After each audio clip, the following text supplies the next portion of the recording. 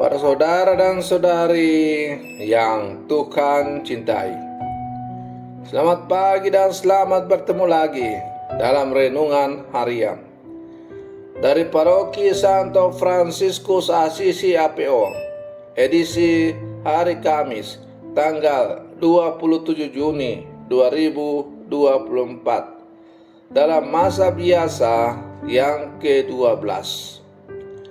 Mengawali hari yang baru ini, kita hendak mendengar dan merenungkan sabda Tuhan.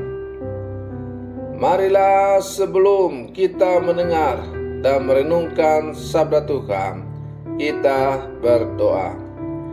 Dalam nama Bapa dan Putra dan Roh Kudus. Amin. Allah Bapa, sumber iman kepercayaan, ajarilah kami memahami kehendak-Mu melalui Yesus saudara kami. Semoga kami Kau teguhkan dalam iman bahwa Engkau tetap setia memenuhi janji-Mu. Bersabdalah ya Tuhan, kami siap mendengarkan. Terpujilah Engkau Bapa, Putra dan Roh Kudus, kini dan sepanjang segala masa. Amin. Para saudara dan saudari yang Tuhan cintai, sabda Tuhan yang hendak kita dengar dan kita renungkan untuk mengawali hari yang baru ini diambil dari Injil Matius pasal 7 ayat 21 sampai 29. Tuhan bersamamu. Inilah Injil suci menurut Matius.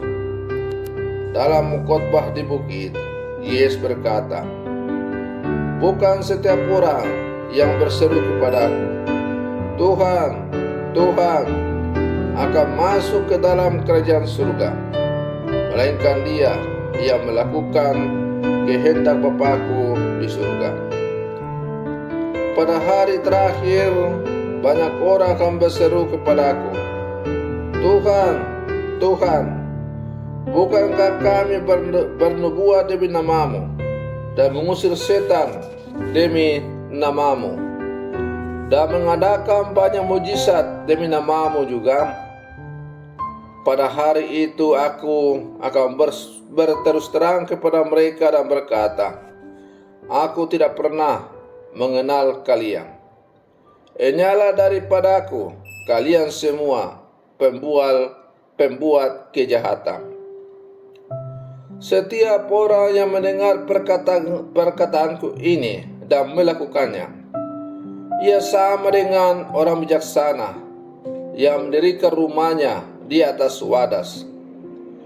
Kemudian turunlah hujan dan datanglah banjir, lalu angin melanda rumah itu. Tetapi rumah itu tidak roboh, sebab didirikan di atas batu wadas.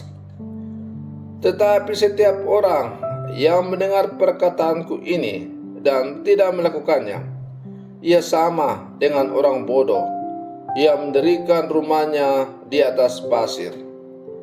Kemudian turunlah hujan dan datanglah banjir, lalu angin melanda rumah itu, sehingga robohlah rumah itu dan hebatlah kerusakannya.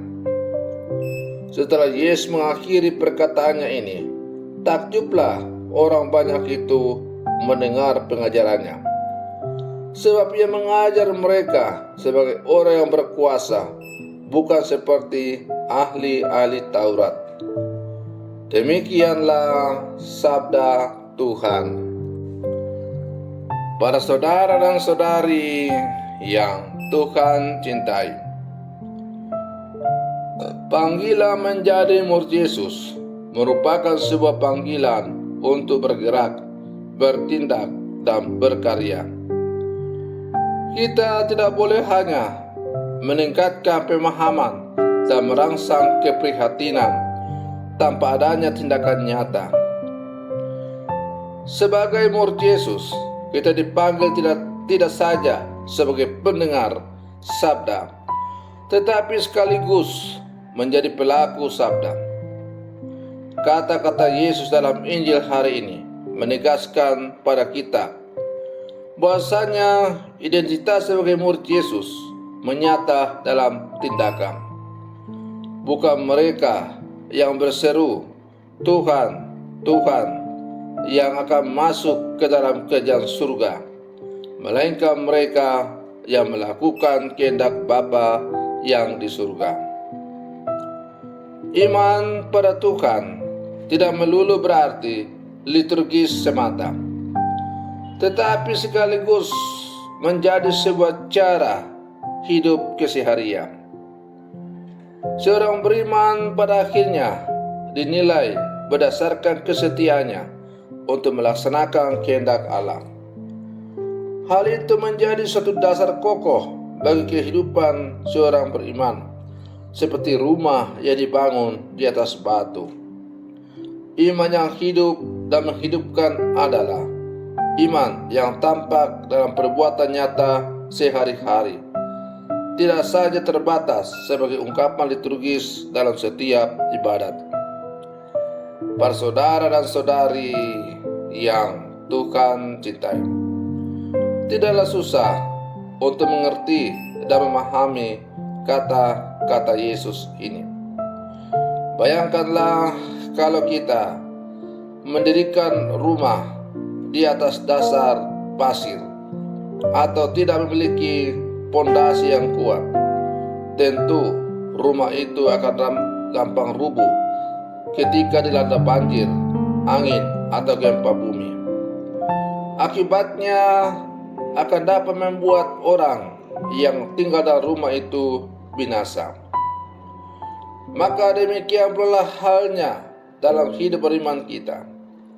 Apabila iman kita tidak memiliki pondasi dasar yang kuat, tidak berakar dalam kehidupan kita, maka ketika pelbagai macam-macam godaan, tantangan silih datang berganti, ada kemungkinan kita akan tumbang dan menyangkal Tuhan.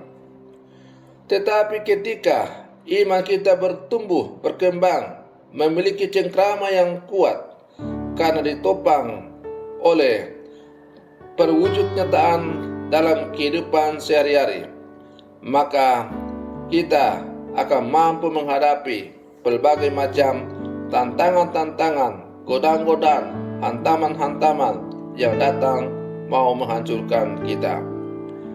Para saudara dan saudari yang Tuhan cintai, sebagai murid-murid Yesus yang hidup sama sekarang, kita diajak untuk maju bersama, berlangkah bersama, bergandengan tangan, untuk berjuang dan berusaha sekuat tenaga menghidupi iman kita secara nyata dalam kehidupan kita. Tidak cukup kita rajin ke gereja, tidak cukup kita rajin baca kitab suci, tidak cukup kita rajin doa kombas, rajin doa rosario, rajin mengikuti berbagai macam-macam kegiatan gereja. Itu semua penting, tapi belum cukup. Segala aktivitas kita untuk semakin dekat dengan Tuhan, dengan rajin membaca kitab suci, rajin ke gereja, rajin doa-doa kombas, harus semakin menjadi nyata dan konkret dalam kehidupan yang nyata, dengan terbentuk dan serta terbangunnya relasi yang baik dengan sesama, terbangunnya kepedulian sosial dengan sesama yang berkekurangan, hidup berdamai dengan semua orang tanpa pandang bulu dalam kehidupan bersama. Singkatnya, bahwa iman kita tidak cukup pada sebatas kata-kata, ungkapan peribadatan, tapi harus sungguh nyata dan dikonkretkan dalam kehidupan yang konkret pula. Para saudara dan saudari yang Tuhan cintai, semoga perenungan saya untuk mengawali hari yang baru ini semakin menghantar kita menjadi murid-murid Yesus yang sejati. Selamat pagi, Tuhan Yesus memberkati.